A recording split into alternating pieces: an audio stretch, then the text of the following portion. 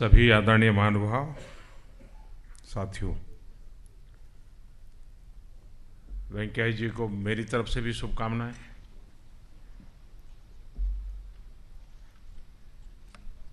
काफ़ी कुछ कहा गया है वेंकैया जी के लिए, इसलिए मैं कुछ नया जोड़ना नहीं चाहता हूं। और जो हमारे इस चुनाव में हमारी मदद कर रहे हैं, ऐसे सभी साथी दल के लोग भी आ गए हैं भोजन का कार्यक्रम के लिए, तो उनको भी ज़्यादा इंतज़ार कराना अच्छा नहीं लग रहा है। तो हमें इसको जल्दी पूरा करके निकल जाना चाहिए वहाँ सबके साथ।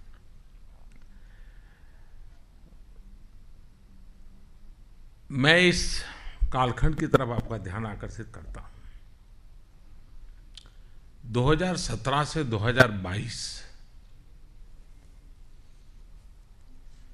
राष्ट्रपति और उपराष्ट्रपति का ये नया कालखंड है, लेकिन राष्ट्र जीवन का एक बड़ा महत्वपूर्ण कालखंड है। और मैं भली भांति इसको देख पाता हूँ। 42 to 47 देश में एक बड़ा चमत्कारिक बदलाव आया था जिसने आज़ादी दिलाई थी। मैं 17 to 22 उस रूप में देखता हूँ। और एक ऐसे समय में एक समान विचारों से पले बढ़े, समान संस्कारों से पले बढ़े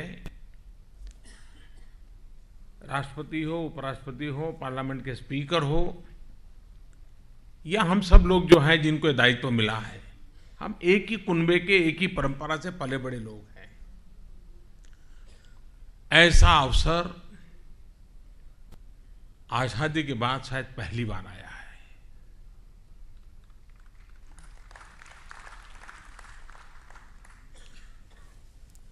कांग्रेस पार्टी हमेशा एक मिली-जुली व्यवस्था ही चली है, मिली है।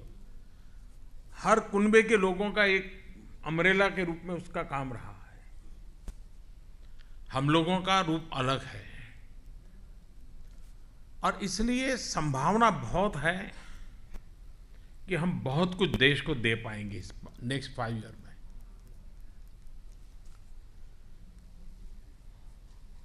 हमारे देश के संसद में की गतिविधियों की बड़ी आलोचना हो रही है। वेंकैया जी के सामने कई सारे सुझाव होंगे, विचार होंगे, लेकिन हम लोगों का एक दायित्व बनता है, जब 30 साल के बाद पूर्ण बहुमत से हम आए हैं, तब हम सब मिलकर के संसद की गरिमा को कैसे ऊपर उठाएं। ये बहुत देश के लोकतंत्र के लिए आवश्यक है। संसद की सुप्रीमेसी इतना नहीं, वो तो कानूनन व्यवस्था, संवैधानिक व्यवस्था है, लेकिन उसकी गरिमा कैसे ऊपर उठे। और उसमें भी अपर हाउस सच्चे अर्थ में संविधान सभा में जो चर्चाएं हुई है, अपर हाउस की जो कल्पना हुई है,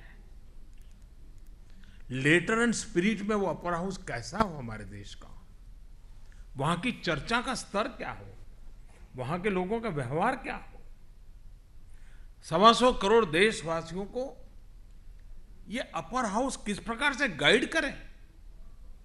संकट के समय देश को निकालने के लिए सबसे पहले राजनीतिक मतभेदों से ऊपर उठ करके देश का मार्गदर्शन करने का काम करने की कोई एक उत्तम जगह है तो हमारा अपर हाउस है। ये गरिमा फिर से पुनः प्रस्थापित कैसे हो, ये हम सबके सामने जिम्मेवारी भी है, चुनौती भी है। हमारा सद्भाग्य है कि वेंकैया जी जैसा नेतृत्व हमें वहां मिलने वाला है। और अगर हम सचमुच में मीटिंग ऑफ द माइंड के साथ, क्लियर विजन के साथ, कमिटमेंट के साथ इस काम को करना है, ये तय कर लें, आप देश को कितना बड़ा एक ऐसी इंस्टीट्यूशन जिससे कभी कभी राजनीति के प्रति, राजनेताओं के प्रति एक निराशा का जो दौर आज पड़ता है कभी कभी देश में, जो देश का बहुत नुकसान करता है, उसमें से देश को बाहर निकालने की एक जगह है ये। और इसलिए मैं एजेंडा सेट नहीं कर रहा हूं कि वेंकैया जी को क्या करना है, लेकिन मैं देख रहा हूं कि दायित्व तो बहुत बड़ा है। लेकिन ये सफलता तब संभव होती है कि जिस प्रकार से हम कल बैलेट पेपर में एक खड़ी लाइन करेंगे, हम उसी मिजाज से उनके साथ 5 साल खड़े रहेंगे तो ये संभव होगा। यानी कल होने वाली लकीर वो सिर्फ कागजी लकीर नहीं है, कल होने वाली लकीर हमारे भीतर का एक संकल्प होगा कि हम वेंकैया के साथ ऐसे ही डट करके खड़े रहेंगे जैसे कि कल मतपत्र के अंदर लकीर करेंगे। ये अगर भाव लेकर के हम इस चुनाव में देश के एक बहुत बड़े दायित्व के लिए हम आगे बढ़ रहे हैं, इसको हम न भूलें। हम सिर्फ ये न सोचे, कभी कभी क्या होता है, ये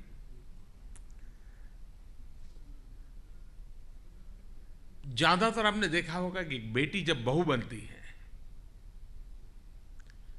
24 घंटे पहले उसका बोलना, चालना, बैठना, उठना एक बेटी की तरह अलग होता है।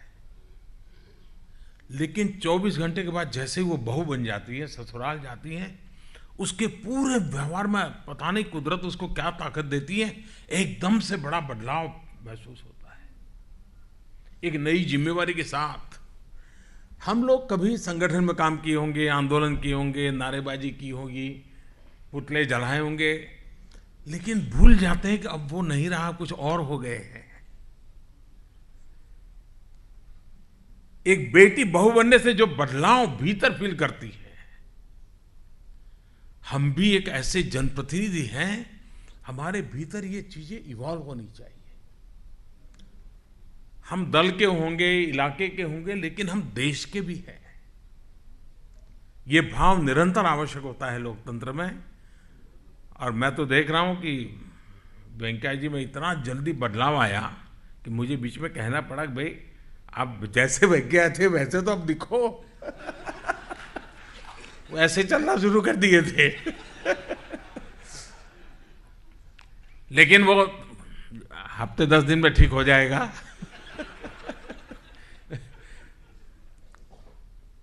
लेकिन हमारा क्या दायित्व है, ये हमारे बीच के रहे हैं। पहले हम लोगों उनके साथ बात करने का जो तरीका रहा होगा, जो भी रहा होगा, लेकिन अब जो उनका पद आने वाला है, उस पद की गरिमा को बरकरार रखना, ये हम लोगों का ज्यादा दायित्व बनता है।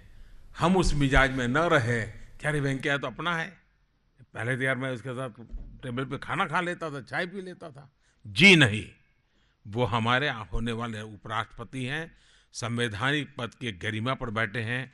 हमारा वो आज वो कल तक वो मेरे साथ, मैं प्रधानमंत्री था, वो मेरे साथ में एक मंत्री थे।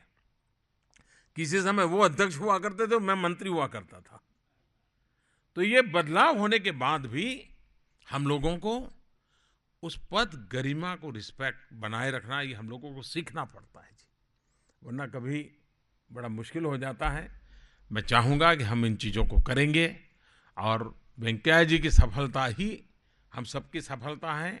देश की संसदीय व्यवस्था की गरिमा बढ़ाना समय की मांग है जी। बहुत बड़ी निराशा हो जाएगी देश को।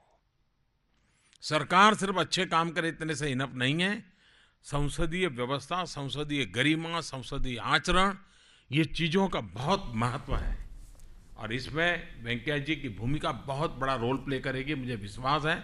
हम इसको लेकर के आगे बढ़े। आपको सबको बहुत शुभकामनाएं, वेंकैया जी को बहुत शुभकामनाएं। और मैं उनको विश्वास दिलाता हूं कि सरकार के मुखिया के नाते, व्यक्तिगत रूप से मेरी तरफ से भी, आप भी मन से यही रखिए कि आप उपराष्ट्रपति हैं।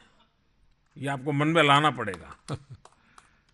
और उसी तरह हमें गाइड कीजिए, हम लोगों को संभालिए भी और चलाइए भी। धन्यवाद।